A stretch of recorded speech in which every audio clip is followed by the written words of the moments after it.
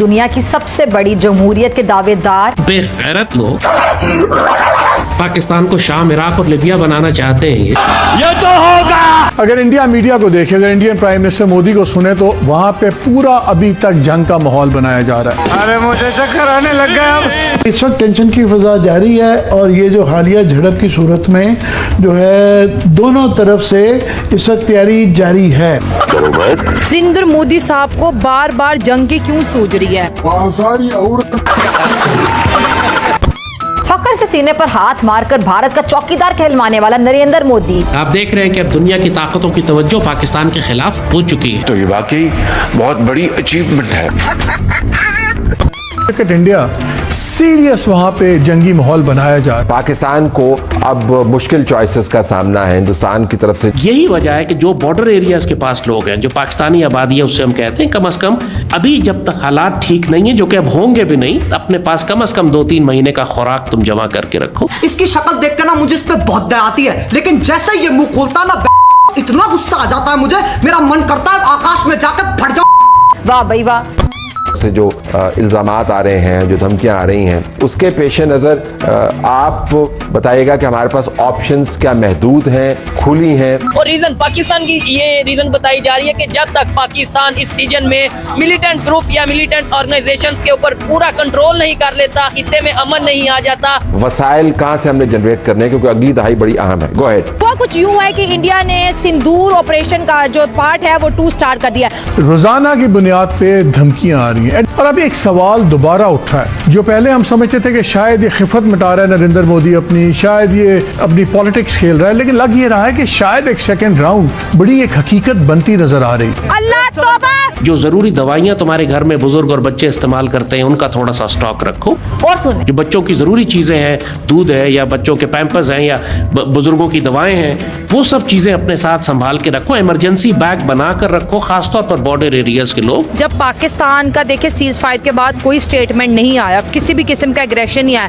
मोदी साहब ने cease fire के बाद जितनी भी तकरीरें की हैं, सब में पाकिस्तान के लिए नफरत उगली है। हिंदुस्तानियों ने अपनी कैपेबिलिटी क्या चीज डेमोन्स्ट्रेट की? उन्होंने ये डेमोन्स्ट्रेट नहीं किया कि उन्होंने पाकिस्तान की 11 जो बेसेस हैं वो डिस्ट्रॉय कर दिए।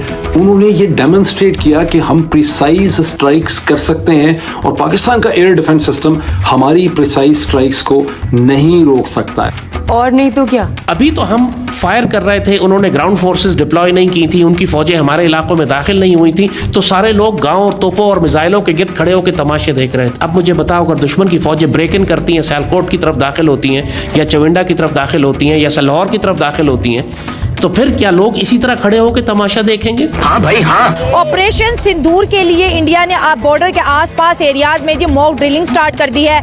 हरियाणा के अंदर ऑपरेशन शील्ड स्टार्ट कर दिया है कि अगर पाकिस्तान की जानिब से मिसाइल दागे जाएंगे तो किस तरह से अपने जो है ना डिफेंस को हमने इंश्योर करना है। तो ये जो अब की दफा ये आएंगे, पिछली दफा ये ग्राउंड फोर्सेस लेकर नहीं आए थे, पिछली दफा इन्होंने नेवी डिप्लॉय नहीं की थी, इस दफा डेफिनेटली ये ग्राउंड फोर्सेस डिप्लॉय करेंगे। जहां हम बात करते हैं कि सीज फायर हो चुकी है, दोनों कंट्रीज अब जंग की तरफ नहीं जाएंगी, तो वहां पर इंडिया जो है ऑपरेशन सिंदूर के फेज 2 में एंटर हो चुका है।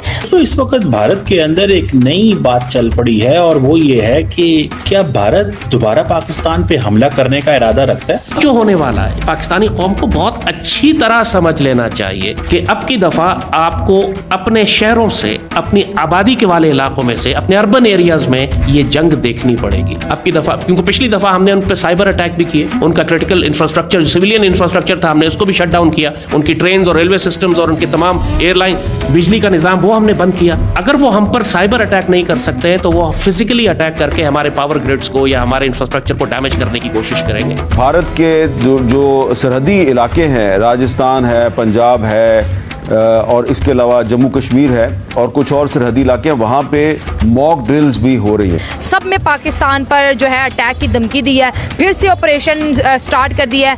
What Modi actually want? India जो है वो नए नए सिलसिले शुरू कर रहा है। सुनने में आया है कि एक्सरसाइजेस शुरू कर दी है इंडिया ने, कोई ऑपरेशन सिविल डिफेंस का शुरू कर दिया है बॉर्डर के ऊपर, और वो 4 स्टेट्स जो पाकिस्तान के साथ मिलती हैं वहाँ पे सिविल डिफेंस की जो तैयारियां शुरू हो गई हैं दोबारा। बॉम्बिंग हमारे शहरों में करेंगे, मिसाइल्स हमारे शहरों में भेजेंगे ताकि कंफ्यूजन और पैनिक ज्यादा फैले। अब की दफा वो मैसिव ड्रोन स्वार्म्स लेकर आ रहे हैं ताकि शहरों में हर जगह ड्रोन ही ड्रोन उड़ रहे हो, चाहे वो किसी शहर में किसी गली में गिर जाए, वो इतनी कैजुअलिटीज होंगी कि हमारी जो सिविल डिफेंस या हमारी मेडिकल सर्विसेज हैं वो ओवरवेलम हो जाएंगी। दुश्मन ये करना चाह रहा है, इसीलिए मुझे कैसे पता? उसकी परचेजिंग देख के कि वो इक्विपमेंट कौन सा खरीद रहा है। तो ये कह रहे हैं कि यार आज ये रात को नहीं सो सकेंगे, बल्कि हम तो ये कहेंगे जब जंग चढ़ती है हम तो और भी मतलब खूब सोते हैं, हमें तो मज़ा आता है।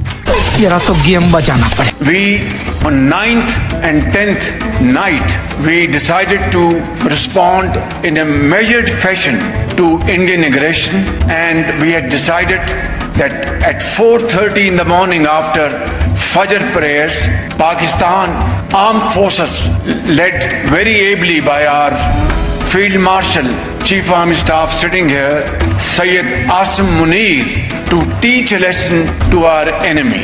But before that hour reached, India again launched missile attacks, BrahMos, and hit Pakistan's various provinces, including airport in Rawalpindi and other places. अरे beggars cannot be choosers. हमारा पानी बंद कर देता है क्योंकि सरहद से बंद किया हुआ और सिंतास मुआहदा जो है उसको दोबारा इंटैक्ट नहीं करता, तो हमारे पास फिर ऑप्शन यही बचेगा कि हम उनके डैम्स उड़ा दें। तो क्या ये ऑप्शन है हमारे पास? डैम तो उड़ा सकते हैं, लेकिन आपको पता है आप साइबर अटैक करके आप गेट भी खोलते थे डैम्स के। अच्छा, वो भी सारे इलेक्ट्रॉनिक है ना, इलेक्ट्रिकली कंट्रोल्ड है। आप उनके जैसे अभी हुआ था, आप उनको जिस तरह आपने उनकी पूरी 70% पावर बंद कर दी है, आप उनके डैम के गेट्स खोल दें यहाँ से बैठे बैठे। तो हमारे पास ऑप्शन है ये। हाँ, ये बिल्कुल। और हमारी कैपेसिटी भी है, ये कैपेसिटी भी है, कैपेसिटी क्यों नहीं है कैपेसिटी? जब चाहेंगे गेट खोल देंगे। अभी तो उन्होंने खोले रखे हुए थे ना, अगर बंद कर दो फिर देखते हैं। आज यौम तकबीर है, मैं यहाँ कराची के इंटरनेशनल एयरपोर्ट पे खड़ी हूँ और आज के दिन जबकि हमें पाकिस्तान की अचीवमेंट्स को सेलिब्रेट करना चाहिए, मैं ये देख रही हूँ कि यहाँ पर किसी भी वॉशरूम में पानी नहीं है। लोग वज़ू करना चाह रहे हैं, नमाज पढ़ना चाह रहे हैं, बच्चों को लेकर वॉशरूम जाना चाह रहे हैं और पानी नहीं है। हमारे एयरपोर्ट्स का, हमारे इंस्टीट्यूशंस का, हमारे सिस्टम्स का ये हाल क्यों हो गया है?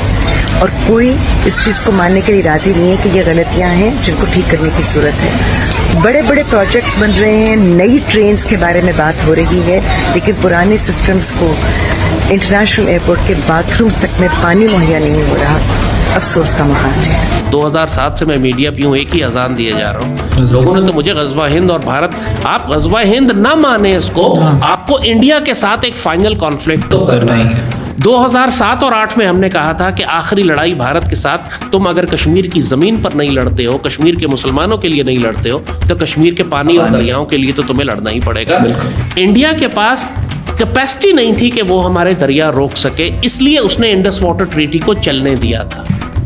लेकिन जब उसके पास कैपेसिटी आ गई, एक मिलिटरीली अपने आप को उसने इतना स्ट्रांग कर लिया कि अपनी धमकी को वो बैक कर सका। उसने ये समझा कि जो मैं धमकी दे रहा हूँ उसके मुकाबले पे मैं फौजी ताकत लाकर भी खड़ी कर सकता हूँ। और दूसरा, उसने इंफ्रास्ट्रक्चर इतना बिल्ड कर लिया कि वो हमारे दरियाओं का पानी वाकई रोकने के काबिल हो गया, जो पिछले 60 साल से वो इस काबिल नहीं था।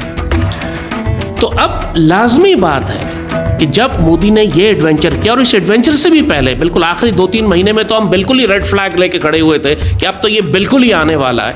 और जो पिछले 20 साल से ये तैयारी कर रहा था, जिस किस्म की डिप्लॉयमेंट थी, जिस किस्म की वेपन एक्विजिशन थी, जिस किस्म की ट्रेनिंग थी, और सबसे बढ़कर जिस किस्म का रिटोरिक था, जो नैरेटिव ये बिल्ड कर रहे थे, बिल्कुल वाज़ेह बात थी कि किसी भी लम्हे कोई भी फॉल्स फ्लैग करके ये पाकिस्तान में दाखिल हो जाएंगे।